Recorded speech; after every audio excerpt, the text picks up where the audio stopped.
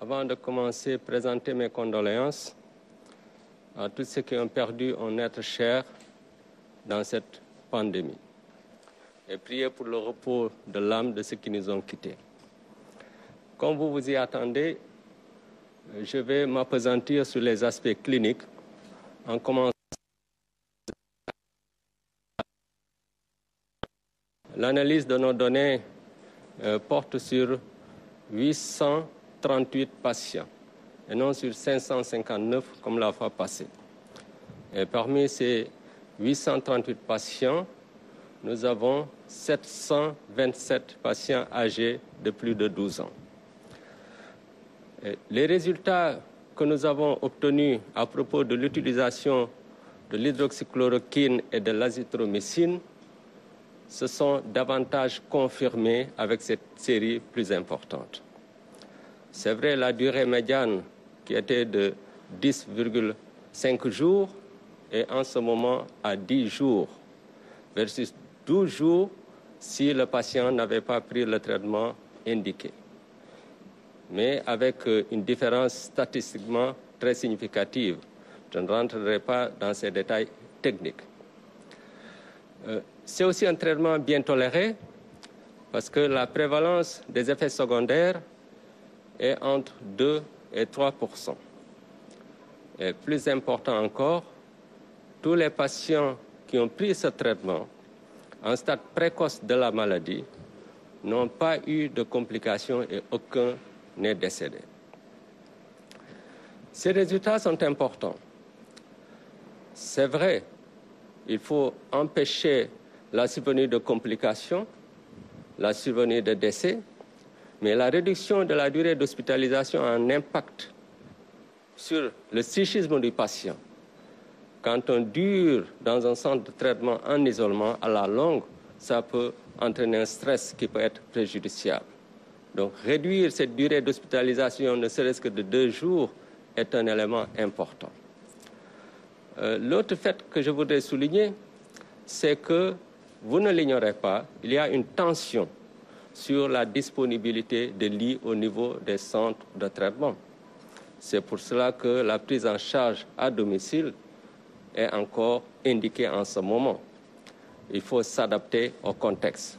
Libérer des malades nous permet de prendre en charge aussi d'autres malades qui ont des facteurs de gravité ou de facteurs de survenue de complications. Et enfin, sur le plan économique, chaque malade coûte très cher à l'État. Avec cette réduction de 2 jours, c'est plusieurs milliards de francs CFA qui seront économisés par l'État du Sénégal. Je parlais tout à l'heure à un de nos spécialistes en économie de la santé pour lui dire de faire une étude là-dessus.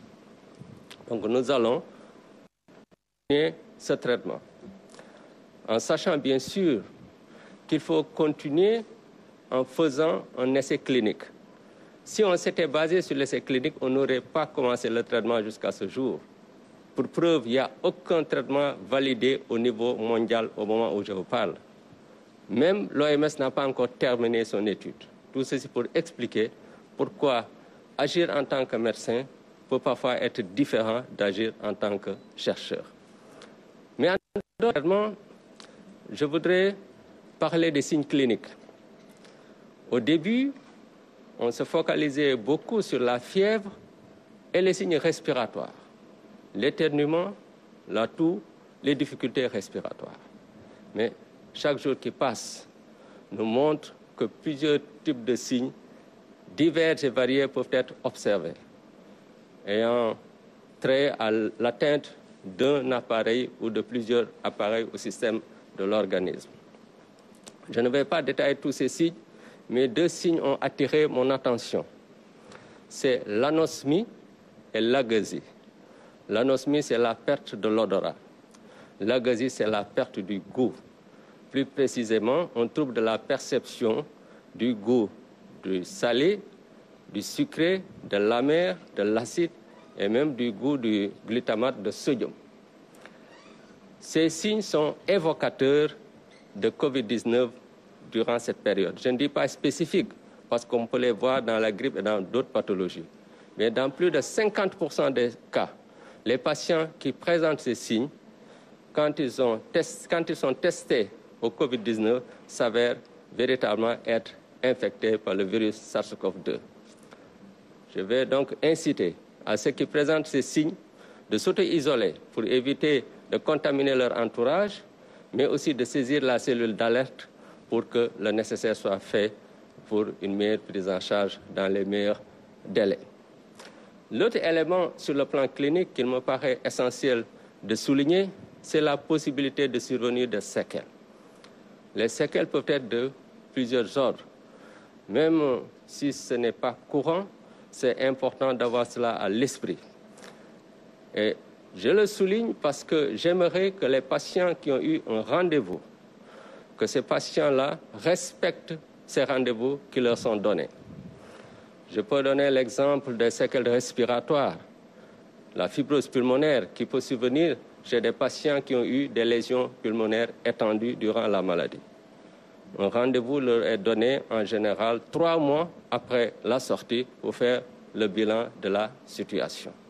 Et ceux qui n'ont pas eu de rendez-vous doivent également consulter s'ils sentent un signe qui leur paraît anormal, même plusieurs mois après la guérison. Ceci dit, avant de terminer, je vais, pour une fois, répondre à 3 questions qui m'ont été posées. Habituellement, je ne le fais pas, mais je pense que je vais prendre la liberté de le faire aujourd'hui.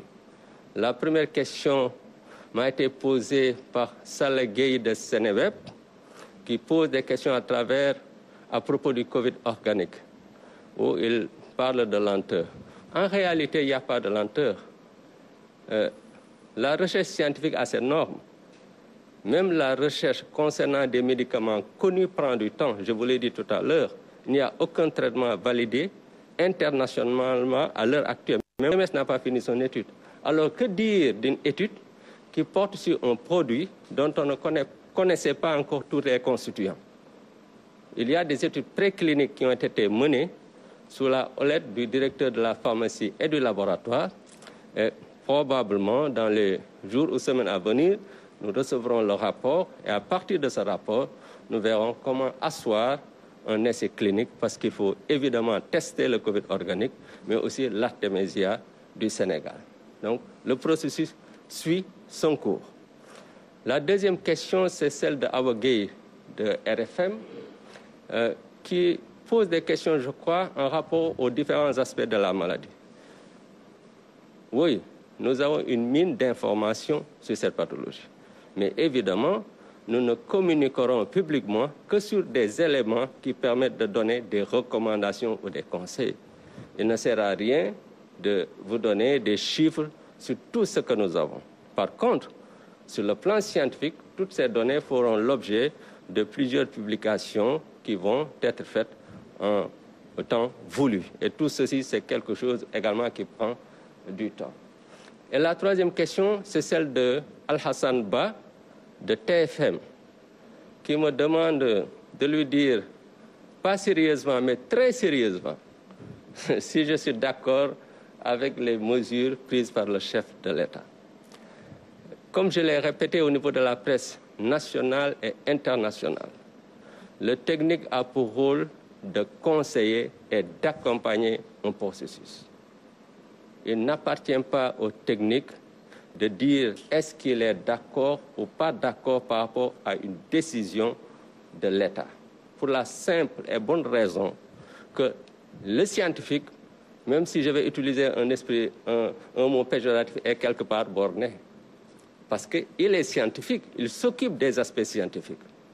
C'est le président qui a une vue sur les aspects économiques, les aspects sociaux, les aspects sécuritaires, les aspects géostratégiques, les aspects diplomatiques.